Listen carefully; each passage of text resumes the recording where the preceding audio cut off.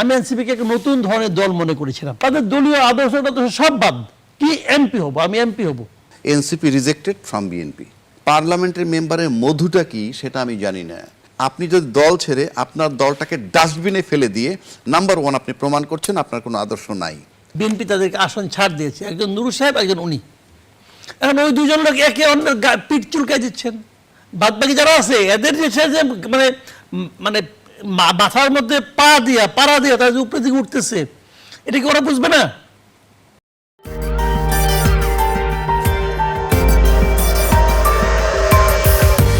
আমি এনসিপিকে একটা নতুন ধরনের দল মনে করেছিলাম শুরুর দিক থেকে। সেটা এনসিপি যদি এইবার এই কাজটা না করে এই ইমিডিয়েট শর্টকাট পথে ক্ষমতার অংশীদার হতে না চেয়ে তারা যদি দীর্ঘমেয়াদে রাজনীতিটা করতেন, ধরেন আপনি আরও 5 বছর পরে রাজনীতি, এখন আমরা রাজনীতিটা চালাবো, আমরা একটা নতুন ধারা রাজনীতি নিয়ে আসবো, যদি ওনারা এভাবে চিন্তা করতেন আমার কাছে মনে হয় সেটা অধিকতর ভালো হতো। তারা কি ক্ষমতার রাজনীতির পথে অগ্রসর হচ্ছে? ক্ষমতার রাজনীতি না, ক্ষমতা পাওয়ার লোভের রাজনীতি বলেন। তারা ক্ষমতা পাবে না, জামাতের সঙ্গে গেলেও যে তারা খুব একটা অনেকগুলি আসন পেয়ে যাবে এটা আমি মনে করি না ভাই, এটাও আমি মনে করি না। তারা খুবই কম সংখ্যক আসন, 2-3টা পাইলে পাইতেও পারে, নাও পাইতে পারে। এটা আমি অনেক আগের থেকে বলতেছি, অনেক বছর আগের থেকে বলতেছি। এবার আরপিও সংশোধনী কি জোট গঠন কিংবা নির্বাচনের পুরো হিসেব নিকেশ বদলে দিল? বদলে দিয়েছে। আরপিও সংশোধন করার কারণে সবাইকে নিজ প্রতীক নিয়ে নির্বাচন করতে হচ্ছে। এটা অনেকের জন্য একদম মানে কি বলবো, একদম মানে ভয়ঙ্কর একটা বজ্রপাতের মতো হয়ে গেছে। তারা তো আগের মতো ভাবছিল যে রাশেদ খান মেনন, হাসান হক ইনু, নৌকা মার্কা নিয়ে এমপি হয়ে গেছে, তারাও ওরকমভাবে এমপি হবে, কিন্তু সেটা তো ঝামেলা করে দিয়েছে। আমি বরং এই জিনিস আমি কিন্তু নিজে ব্যক্তিগতভাবে মানে নিজের মার্কা নিয়ে নির্বাচন করার ব্যাপারটাতে আমি সমর্থন করি। এবং এটা হওয়াতে কি হয়েছে, এবার কেউ কেউ নিজের দলই বিলুপ্ত করে দিচ্ছে এই প্রতীকের জন্য। মানে এই লোকগুলির যে চারিত্রিক যে মানে আপনার দৃঢ়তা, সেটা যে কত নমনীয় হতে পারে, চারিত্রিক দৃঢ়তাটা কত নমনীয়, মানে জিলি মাছের মতো আর কি ভাই। এদের ওই চরিত্রের কোনো বৈশিষ্ট্য আছে বলে আমার কাছে মনে হয় না। মানে তাদের দলীয় আদর্শ সব বাদ, কি এমপি হব, আমি এমপি হব, মানে এমপি হওয়াটা তার জীবনের লক্ষ্য। এনসিপি আমরা যতটুক জানি আর কি, সত্য মিথ্যা জানি না, এনসিপি হয়তো বিএনপির সাথে জোট করতে চাইছে, করতে পারে নাই বলতে এনসিপি জোট করতে চাইলে জোট করতে না পারাটার মানে হচ্ছে যে এনসিপি রিজেক্টেড ফ্রম বিএনপি। কারণ এনসিপির ক্ষমতা নাই বিএনপিকে রিজেক্ট করার, বরং বিএনপির ক্ষমতা আছে এনসিপিকে রিজেক্ট করার। পাশাপাশি যে জামাতের দিকে যায় এনসিপি, সেখানেও জামাতের ক্ষমতা আছে এনসিপিকে রিজেক্ট করার, কারণ এনসিপি পার্টিটা এমন কোনো দিকে যায় নাই যে সে কাউকে রিজেক্ট করতে পারে। কিন্তু এই যে এনসিপিকে যদি কোনো দল না নেয় কিংবা সব দল যদি রিজেক্ট করে তাকে, সব দল বলতে বড় দুটো দলই তো আছে এই মুহূর্তে, জামাত আর বিএনপি, দুই দলই যদি এনসিপিকে তার জোটে না নেয়, তার সাথে জোটভুক্ত না করে, তাহলে বার্তাটা কি দেয়? বার্তাটা হচ্ছে এইটায় কোনো সন্দেহ নাই যে এনসিপি জুলাই চেতনার পক্ষে, এই ব্যাপারে কারো সন্দেহ নাই। এবং আওয়ামী লীগ অ্যাবসোলুটলি জুলাই বিরোধী, এই দুইটা ব্যাপারে আমার মনে হয় বাংলাদেশের কারো সন্দেহ নাই। তো এনসিপিকে যদি বিএনপি কিংবা জামাত কেউই না নেয়, অথচ এনসিপি পিওর জুলাই বিরোধী, সেক্ষেত্রে কি ধারণা নিতে পারি আমি যে তাইলে ওই দলগুলা কি জুলাই চেতনাকে ধারণ করছে না কিংবা সমর্থন করছে না? এতে বার্তাটা দেয় কি সেটা আমি বলছি। মাসুদ কামাল ভাই যেমন বললেন 2-3টা সিট পাবে, সেই গ্যারান্টি বা কোত্থেকে? আপনি যদি সিটের গ্যারান্টি আনেন, 2-3টাও হতে পারে, 50টাও হইতে পারে, কথার কথা বলছি, কোনোটাই তো আনসার্টেন। কেন বলছি? আপনি এই যে যদি এই এনসিপিকে যদি কোনো দল তাকে সমর্থন না করে বা জোটে না করে, তাহলে একটা বার্তা দেয় এই যে তাদেরকে ধারণ করবে না কেন, তারা তো জুলাই আন্দোলনের নায়ক। আবার সবাই আমরা দাবি করি জুলাই আন্দোলন করছি এবং সে এন্টি হাসিনা কাজ করছে, তাহলে জুলাই আন্দোলনের মাধ্যমে যে সরকারটাকে সরানো হইল সেই সরকারের শত্রু হইল এনসিপি। তা আওয়ামী লীগের হটালো যে শক্তিটা, সেই শক্তিটা তো অন্যান্য রাজনৈতিক দলের বন্ধু হওয়ার কথা। তো সুতরাং সে কেন আওতা তাদের সাথে জোটে যায়, তাকে নিবে না কেন? তাকে তো সাদর আমন্ত্রণে নেওয়ার কথা। আপনি যদি গত 15 বছরে 16 বছরে আপনার রাফলি 4 কোটি তরুণ ভোটার তৈরি হয়েছে, এই তরুণ ভোটারগুলো আমার সাথে দ্বিমত করবে না কেউ, যে ভোটারটা তৈরি হয়েছে যারা ভোট দিতে পারে নাই, তারা কিন্তু এই 15 বছর শুধু ক্ষমতায় আওয়ামী লীগকেই দেখছে। শুধু আওয়ামী লীগকে দেখার পর কী হয়েছে? তাদের অ্যাক্টিভিটিস দেখছে, আমি ডামি নির্বাচনকে কিভাবে ক্ষমতায় ছিল, গায়ের জোরে কিভাবে ছিল দেখছে, সুতরাং তারা ওই দিক থেকে মুখ ফিরিয়ে নিছে। তারপরে তার অভ্যুত্থানের পর 5ই আগস্ট থেকে আজকে 16 মাস পর্যন্ত ওই তরুণ যে 4 কোটি ভোটার, তারা কিন্তু দেখতেছে এখন বাজারে সবচেয়ে যে বড় দল দুটো আছে তাদের অ্যাক্টিভিটিসটা কি। তাদের অ্যাক্টিভিটি যদি এই হয় যে এনসিপিকে কেউ অ্যাকসেপ্ট করতেছে না, তাহলে ওই 4 কোটি ভোটার কী ধারণা নিবে? অর্থাৎ ওই 4 কোটি ভোটার জুলাই চেতনার পক্ষে নিশ্চয়ই থাকবে।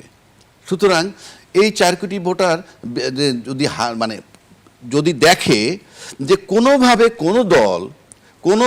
কোনো দল ওই পতিতর যে স্বৈরাচার সরকার, তার প্রতি উইকনেস বা তার প্রতি কোনো দুর্বলতা প্রকাশ পাচ্ছে, তাহলে কিন্তু এই ভোটগুলা হারানোর সম্ভাবনা আছে। 1, 2, আপনি নিশ্চিত করে বলতে পারি 55 থেকে 65-70 বছর বয়সের যে ভোটারগুলো, তাদের সন্তান বা নাতি কিন্তু মারা গেছে বা আহত হয়েছে ওই জুলাইতে। এই যে 65 বছর বয়সের যে ভোটার, হয় তাদের সন্তান নয় তাদের নাতি। এবং এই 65 বছর বয়সের ভোটারগুলা যে দলেই থাকুক না কেন, তারা যদি মনে করে যে তার দলও স্বৈরাচারের পক্ষে কোনোভাবে একটু ঝুঁকে গেছে ওই দিকে, আমি নিশ্চিত করে বলতে পারি যেহেতু তার সন্তান কিংবা তার নাতি, সুতরাং সেই দলকেও তার ভোটটা দিবে না। কারণ পুত্র শোক, নাতির শোক, আপনি অনেক কিছুর ঊর্ধ্বে। সে কারণে আমি বলছি। নাও আপনি আমাকে প্রশ্ন করতে পারেন যে তাহলে কি, তাহলে যদি ভোট হয়, এবারে যে পরিসংখ্যান আমি আপনাকে যদি বলি, 5ই আগস্টের পর থেকে যা দেখে আসতেছে এই তরুণ 4 কোটি ভোটার, প্লাস ওই যে যারা মারা গেছে বা হচ্ছে তাদের যারা গার্জিয়ান, দাদা বা বাবা, তারা যেটা দেখে আসছে, এইটা যদি বিবেচনায় নেওয়া হয়, আমি নিশ্চিত করে বলতে পারি সুন্দর ইলেকশন বলতে যা বোঝায় তা যদি হয়, আপনি কোনো দলের কোনো গ্যারান্টি নাই কে ক্ষমতায় যাবে কে যাবে না। আপনি নির্বাচনের আগে এমন একটা দলে আপনি যোগ দিচ্ছেন গিয়ে, যেই দলে তার প্রার্থীর কোনো অন্ত নাই, 300 সিটে তারা এক সিটে 4জন 5জন করে যোগ্য প্রার্থী আছে। সেখান থেকে কিছু লোককে সরিয়ে যখন একটা দল 10টা 12টা লোকের নমিনেশন দিচ্ছে এবং জোট বানানো হচ্ছে, আমার বক্তব্য হচ্ছে আপনার নির্বাচনের আগে এটা কী ধরনের জোট? এখানে কিন্তু 2টা স্টেজ চলতেছে। একটা হইল তার দলকে বাদ দিয়ে এসে বিএনপিতে যোগ দিয়ে ধানের শীষ মার্কা নির্বাচন করা, অর্থাৎ এনশিওর্ড হতে চায় যে আমাকে জিততেই হবে এবং এমপি হতে হবে। তো এমপি হতে হলে উনি শুধু এমপি হওয়ার জন্যই আসতেছেন, কিন্তু সাথে সাথে কি বার্তা দিচ্ছেন? ওনার রাজনৈতিক কোনো আইডিওলজি নাই, উনি পার্লামেন্টের মেম্বার হতে চান। পার্লামেন্টের মেম্বারের মধুটা কি সেটা আমি জানি না, কারণ যে সমস্ত লোকগুলো দলটাকে বাদ দিয়ে দলটাকে ত্যাগ করে যোগ দিচ্ছে, তারা প্রত্যেকটা লোক কিন্তু মিডিয়ায় পরিচিত। বাংলাদেশে মোটামুটি এ মাথা থেকে সে মাথা তাদেরকে চেনে, এমন কেউ নাই তাদেরকে চেনে না। তো যদি চেনা পরিচিতিটাই তোমার যদি ফ্যাক্টর হয়, একটা এমপি, মেম্বার অফ পার্লামেন্ট, যিনি টিভি মাধ্যমে আসেন না, এরকম এমপিকে অন্তত 300 এমপির মধ্যে দেখবেন 200 এমপিকেই মানুষ চেনে না। আপনি যদি পরিচিতির জন্য যান, কিন্তু আপনাকে তো তাহলে সবাই চেনে, তারপর আপনি যাচ্ছেন কেন? সিম্পল, অন্য কিছু, অন্য কোনো সুবিধা, অন্য কোনো লাভ। তা না হলে আপনি দেখেন মেরিট অ্যান্ড ডিমেরিট দেখেন। মেরিটটা কি? আপনি যদি দল ছেড়ে আপনার দলটাকে ডাস্টবিনে ফেলে দিয়ে নাম্বার 1 আপনি প্রমাণ করছেন আপনার কোনো আদর্শ নাই। আর আপনার লাভ কি? মেরিট, আপনি একজন এমপি হবেন। ডিমেরিটস কোনটা? দলের আদর্শ বিলুপ্ত করে ফেললেন। আর যে দল তাকে নিয়ে গেল সেই দলের সাথেই বা তার আইডিওলজি কিভাবে মিলল। 3 নম্বর আসেন, অন্যভাবে লাভবান হবেন বিধায় এই যে আদর্শটা আপনি বিকাই দিতেছেন, একটা পার্টি রেজিস্ট্রেশন নিয়ে দীর্ঘদিন রাজনীতি কইরা এটা বিকাই দিতেছেন, তার মানে এই আদর্শটাকে মানুষ কখন আদর্শ বিকায়? আদর্শচ্যুত হইতে হইলে তাকে অন্যভাবে লাভবান হতে হয়, সেই লাভটা নিশ্চিত করে তারা যাচ্ছেন। দল বিলুপ্ত হতেই পারে, সেটা যদি আদর্শিক কারণে হয়, তাহলে কোনো সমস্যা নেই। দলের তো একটা আদর্শ আছে, একটা গঠনতন্ত্র আছে, জনগণের কাছে তাদের একটা কমিটমেন্ট আছে, আছে না? এবং জনগণের কাছে কমিটমেন্ট আছে বলে একটা দল চলে কিভাবে? দলের ইনকাম কি? এই যে গণ অধিকার পরিষদ, যেটা রাশেদ খান যেটা সাধারণ সম্পাদক ছিলেন, এই দলের ইনকাম কি ভাই? সে কি ব্যবসা করতো? তার দল কি কোনো বাণিজ্য করতো? কীভাবে ইনকাম করতো সে? তার ইনকাম কি? সে তো ফুল টাইম পলিটিক্স করতো। তার ইনকাম কি ছিল? তারা জনগণের কাছ থেকে চাঁদা নিয়ে চলতো। ওদের কিন্তু একটা সুনামও আছে, বদনামও আছে কিন্তু। ওদের নামের আগে একটা অ্যাডজেক্টিভ অনেকে ইউজ করতো, সেগুলো বিকাশ নুরু, বিকাশ রাশেদ, এগুলো বলতো। তার মানে তারা বিকাশে বিভিন্ন জনের কাছ থেকে চাঁদা নিত। আমি এটাকে অন্যায় মনে করি না। দল চলাতে হলে জনগণের কাছ থেকে চাঁদা নেওয়া যেতেই পারে, যেটাকে ক্রাউড ফান্ডিং বলি আমরা। ক্রাউড ফান্ডিং ওকে, কিন্তু যারা তাকে চাঁদা দিত তারা কি এই শর্তে দিত যে একসময় তুমি দল বিলুপ্ত করে দিয়া অথবা দলের সাধারণ সম্পাদক পদ ছেড়ে দিয়া তুমি বিএনপিতে যাবা? এই জন্য দিছে? ওই যাদের কাছে তারা চাঁদা নিছে, বিকাশ নিকার যেভাবে নিক, তাদের কাছে ওনারা কি জবাব দেবে? আপনি আমার এই কথাটা বোঝান। কোনো জবাব আছে? কোনো জবাব তো নাই। তারা জাস্ট বিট্রেয়ার। তারা বিট্রে করছে। কার সঙ্গে বিট্রে করছে? যাদের কাছ থেকে চাঁদা নিচ্ছে তাদের সঙ্গে বিট্রে করছে। তারা নিজের দলের সঙ্গে বিট্রে করছে, নিজের দলের নেতাকর্মীর কাছে বিট্রে করছে, তার দলের যারা সমর্থক তাদের কাছে সঙ্গে তারা বিট্রে করছে। হ্যাঁ, নুরুল সাহেব এখন এটা ব্যাখ্যা দিচ্ছেন। ব্যাখ্যা দিচ্ছেন কেন? উনিও তো একই পথের পথিক। উনিও তো কেমন করবেন দুদিন পরে? উনি তো একই পথের পথিক তোরে ভাই। তো এখন এই জন্য ব্যাখ্যা দিচ্ছেন। যারা ওই দল থেকে 2 জন লোক নমিনেশন পেয়েছে বিএনপির কাছ থেকে, 2 জন লোক বিএনপি তাদেরকে আসন ছাড় দিয়েছে, একজন নুরুল সাহেব, একজন উনি। এখন ওই 2 জন লোক একে অন্যের পিঠ চুলকায় দিচ্ছেন, একে অন্যকে সমর্থন করছেন যে না ও যা করছে ঠিকই করছে, আবার উনি বলবেন হ্যাঁ উনি যা করছেন ঠিকই করছেন, এগুলি বলবে। বাদবাকি যারা সব দুধভাত, বাদবাকি যারা আছে এদের যে মানে মানে মাথার মধ্যে পাড়া দিয়া তারা যে উপরের দিকে উঠতেছে, এটা কি ওরা বুঝবে না? প্রত্যেকটা লোকের একটা অঞ্চল আছে, একটা আঞ্চলিক একটা ব্যাপার আছে, কিন্তু তারা কখনোই চায় না যে আমার অঞ্চলে এতদিন ধরে আমি যেটা গুছিয়ে আনছি সেটা বাইরের থেকে একজন কেউ এসে নিক, এটা তারা কিন্তু সাধারণত চায় না। কাজেই এটা তো সহজ হবে না। তারপরেও কিছু ভোট নর্মালি যা পাইতো, তাদের নিজস্ব মার্কা দিয়ে যা পাইতো, তার চেয়ে বেশি ভোট পাবে। কিন্তু সবচেয়ে ট্র্যাজেডি কি জানেন? ট্র্যাজেডি হচ্ছে, বাবা তুমি এমপি হবা, তো তোমার এলাকায় তোমার একটা ভিত্তি থাকবে না? এলাকার মানুষের সঙ্গে তোমার তো একটা বেস থাকতে হবে। মানে এই যে এলিয়েনের মতো তুমি হঠাৎ করে যাবা, যাই নিয়ে আশা করবা আমাকে তারেক রহমান মনোনয়ন দিয়েছে অতএব আমরা সবাই আমাকে ভোট দাও, এটা কি তারেক রহমানও চায়? আমার তো তা মনে হয় না। মানে একটা লোক এমপি হবে, সে এলাকার লোকের সঙ্গে তার একটা যোগাযোগ থাকবে না, সে এলাকায় তার একটা ভিত্তি থাকবে, এটা তো হতে পারে না। এটা হওয়া উচিত ছিল কি, যে একটা লোক গাছে উঠতেছে, সে গাছে উঠতে পারে, আপনি তাকে একটু ধাক্কা দিলেন, সে উঠে পড়লো, এরকম হলে এটা ভালো হতো। কিন্তু এটা তো তা না। এটা গাছে জীবনে উঠেও নাই, গাছের নিচে চুপচাপ বসে বসে কান্নাকাটি করতেছে। তারা আপনি ঠেলে কোন পর্যন্ত উঠাবেন না ভাই? পারবেন না।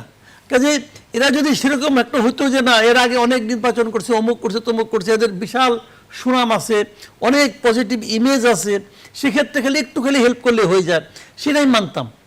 এখন তাদের এমপি হতে হবে কেন এটা আমি বুঝি না। কিন্তু ধরা যাক, আপনি কথা ধরেন হাইপোথেটিক্যালি, এই যে রাশেদ খান, উনি বিএনপিতে জয়েন করছেন, জয়েন করে ওখানে গেছেন ঝিনাইদহ এমপি হওয়ার জন্য। যদিও আমি শুনেছি ওনাকে যে আসনের মনোনয়ন দেওয়া হয়েছে ওটা তার এলাকা না, সে তার পাশের এলাকার ভোটার। ধরলাম সেও তাও ওখানে তার যোগাযোগ ছিল, গেছে, হয়েছে। যদি বাই চান্স ইলেকশনে ফেল মারে, খালি তো এখানে বিএনপি বিদ্রোহী না, এখানে তো জামাতের প্রার্থীও আছে। যদি উনি বাই চান্স ফেল মারে, তখন তো অবস্থাটা কি দাঁড়াবো? তখন সে না পারবো নিজের ঘরে ফিরতে। আর যদি নিজের ঘরে ফিরেও সে সেরকম বুক উঁচু করে ফিরতে পারবে? পারবে না তো।